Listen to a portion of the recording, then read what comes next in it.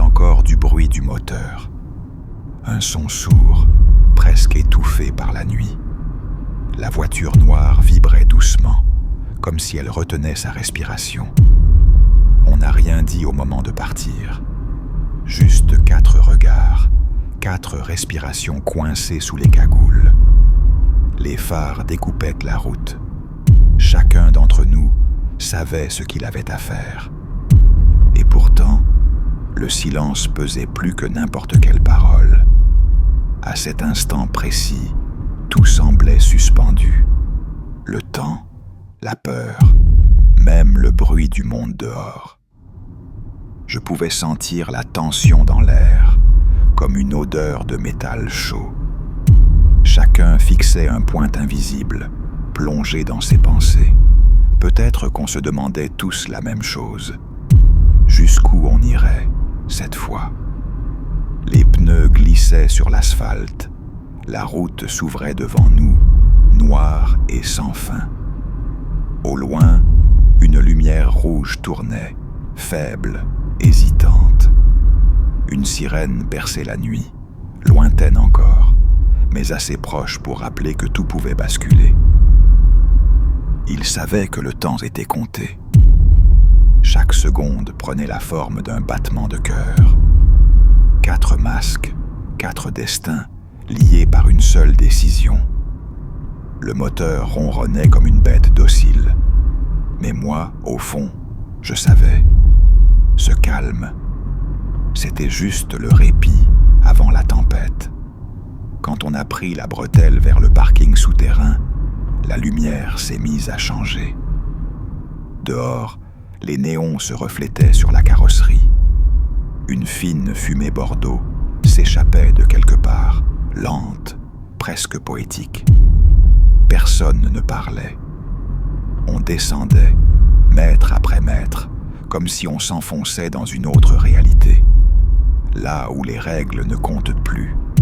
Là où chaque choix devient une vérité à plat. C'était le début. Le moment où tout allait se jouer. Et même si le monde au-dessus continuait à tourner, pour nous, dans cette voiture, le temps venait de s'arrêter. On est 4 dans la voiture. Je sais qu'on doit rester concentré, garder le cap, ne pas trembler, ne pas parler. Mais je n'arrive pas à me faire à l'idée que là, juste avec nous, il y a des millions, à portée de main. Et pourtant, c'est comme si je n'y croyais pas. Comme si cet argent brûlait déjà, avant même qu'on y touche.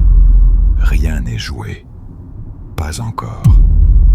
Dehors, la route défile lentement, et chaque virage ressemble à un piège.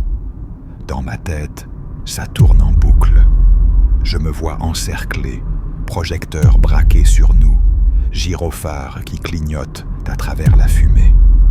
J'entends presque les ordres crier dans les talkies, les pneus qui crissent, les portières qui claquent. Et moi, là, coincé derrière le volant, sans issue. Chaque bruit de moteur derrière nous devient suspect. Chaque phare qui se rapproche me glace le sang. Les autres ne disent rien, mais je sens leur peur. Elle flotte dans l'air, lourde, collante. Alors j'essaie de respirer, lentement, de garder le contrôle, de me répéter que tout est sous contrôle. Mais plus les kilomètres passent, plus ce silence devient dangereux. On roule, oui, mais je ne sais plus si on s'enfuit ou si on s'enfonce. C'était le début, le moment où tout allait se jouer. Et même si le monde au-dessus continuait à tourner, pour nous, dans cette voiture, le temps venait de s'arrêter. On roulait lentement, trop lentement peut-être. Aucun mot, juste le son régulier des pneus sur route. Dehors, la ville dormait encore. Pas une lumière, pas un cri. Derrière moi, je sentais la tension, la peur suspendue comme une corde trop tendue. Personne n'osait bouger. Même respirer devenait un risque. Les gyrophares, au loin, balayaient parfois le ciel d'un éclat bleu pâle, trop loin pour nous atteindre, mais assez proche pour nous rappeler que tout pouvait basculer. Alors on roulait, sans un mot, sans un regard. Juste ce silence épais, ce silence qui hurlait à notre place.